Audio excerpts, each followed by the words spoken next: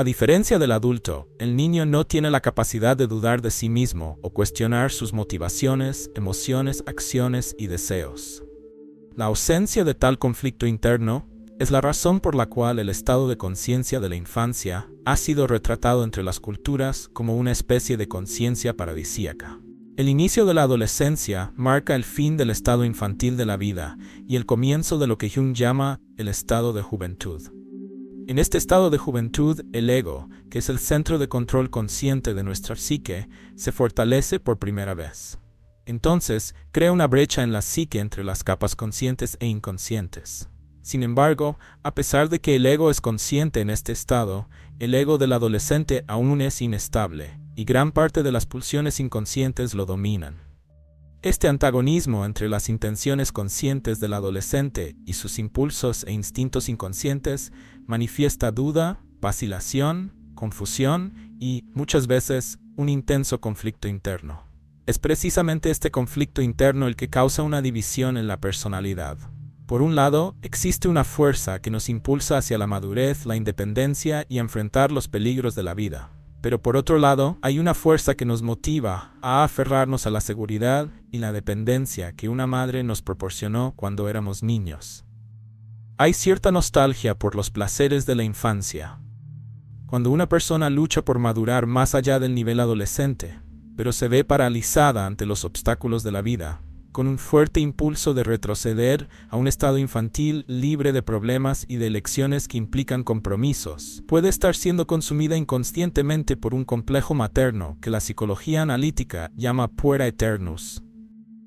El puera aeternus aparece en el poema Metamorfosis de Ovidio, escrito en el primer siglo, y hace mención al dios griego Dionisio, que también es conocido como el dios niño. Dionisio simboliza la insaciabilidad y la intemperancia, es decir, la falta de moderación. De ahí el nombre Dios niño, pues los niños son desmedidos por naturaleza. O aman o odian con todo su ser. Dionisio siempre fue representado al lado de figuras mitológicas, medio hombres, medio animales, simbolizando tanto el primitivismo de los deseos indisciplinados como la liberación de cualquier inhibición. Entonces el puera aeternus, por lo tanto, significa la eterna juventud. Psicológicamente hablando, es un arquetipo, es decir, un patrón de comportamiento primordial de la psique humana que se identifica con la vida infantil o quiere retroceder a ella. Es más popularmente conocido como el síndrome de Peter Pan. Quien habló mucho sobre esto fue la terapeuta analítica Marie-Louise Bonfrance, y ella explica este arquetipo en su libro Puer Aeternus.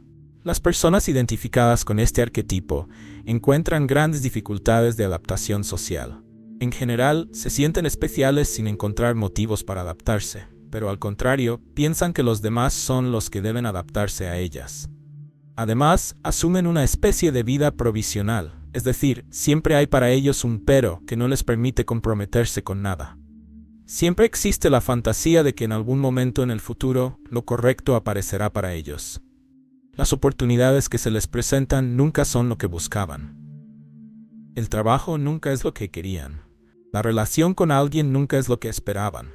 Esto lleva a una paralización de la vida, pues intercambia la acción por potencialidades. Es decir, si algo siempre se presenta mejor en pensamiento que en la realidad, el puera aeternus siempre tendrá una tentación de posponer o incluso nunca intentar nada, pues tiene miedo de decepcionarse con los resultados que visualizó con perfección en su mente. Este estado de alejamiento de la vida lo vuelve somnoliento, indiferente y ajeno a sus propias circunstancias. Su vida es vacía por fuera, pero es extremadamente fantasiosa por dentro. Bueno, entonces, primero comentaré sobre las manifestaciones del puera aeternus en el hombre y luego en la mujer. El origen del puera aeternus en la psique del hombre puede encontrarse a partir del complejo materno. En contraste con otros animales que llegan a este mundo con un cierto grado de autonomía, el primer año de la vida de un ser humano se pasa en un estado prolongado de dependencia con la madre.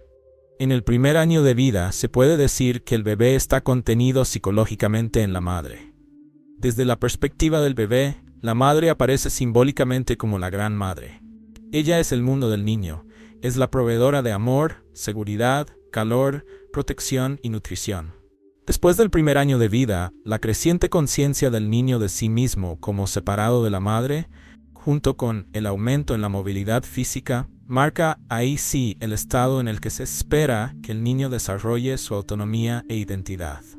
Aunque las niñas y los niños experimentan los dolores del crecimiento asociados a este estado de desarrollo, es un estado que puede ser especialmente difícil para los niños. Mientras que la inmersión psicológica anterior de la niña en la madre sirve para promover su identidad femenina, el niño, para alcanzar una identidad masculina, debe liberarse de su identificación con la madre y buscar el sentido de alteridad en el padre.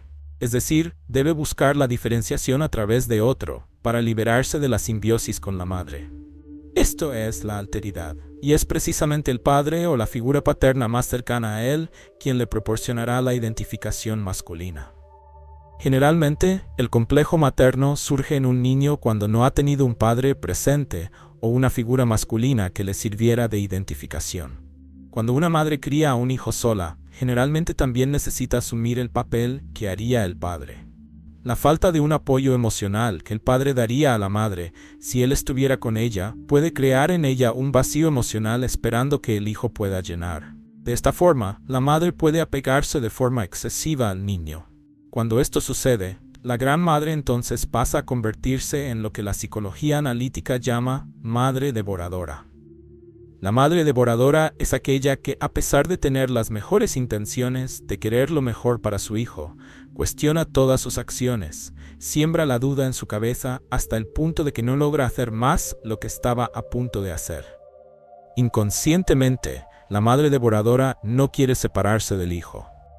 La pareja que el hijo presenta a la madre, por ejemplo, nunca es la ideal. Ella siempre piensa que los viajes que hace el hijo son muy peligrosos. Nunca cree que el hijo deba enfrentar una dificultad. Si el niño es muy temeroso, comenzará así realmente a tener dudas y terminará perdiendo el entusiasmo en las cosas y por la vida. El niño entonces pasa a ver a la madre como un lobo malo de los cuentos de hadas, que tiene la ansia de comer, que hace todo para saciar su hambre. La madre devoradora también tiene un paralelo con la figura de Baba Yaga, una bruja del folclore ruso. Baba Yaga siempre hace preguntas que pueden ayudar o confundir a aquellos que la encuentran sobre sus decisiones, pero termina más confundiéndolos, porque generalmente son niños a quienes confronta. El niño entonces se siente indefenso, porque ve a la madre como una criatura omnipotente que tiene el poder de cercenar sus elecciones, es decir, de impedir sus decisiones.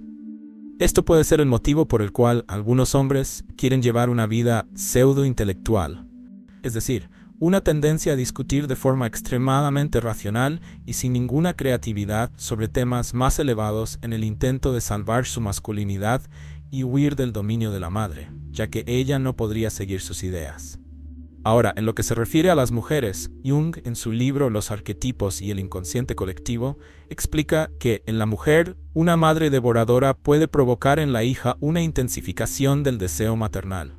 Es decir, ella se entrega a tal punto a los demás, queriendo cuidar y suplir todas las necesidades, que se revela interiormente cuando alguien no quiere sus cuidados. Otra manifestación que la madre devoradora puede causar en la hija no es una intensificación del deseo maternal, sino el deseo de sentirse deseada. La hija pasa a tener cierta envidia de la madre, lo que hace que proyecte su deseo de sabotearla a través de sus relaciones con otros hombres. Una mujer de este tipo gusta de relaciones apasionadas y de la sensación de sentirse deseada por otras personas, solo por el sentimiento en sí mismo. Cuando logra alcanzar ese sentimiento, puede romper la relación que tiene y partir hacia una nueva relación, viviendo ese bucle infinito. Otro tipo de actitud que puede ser provocada en la mujer es una identificación con la madre y un bloqueo de la propia iniciativa femenina. Todo lo que en ella recuerda a la maternidad, por ejemplo, el vínculo personal y la necesidad de afecto, suscita un sentimiento de inferioridad, haciendo que huyan de las situaciones que se vinculan a sistemas. Es como si todo lo que vive la madre fuera inalcanzable para ellas, o causara cierto miedo.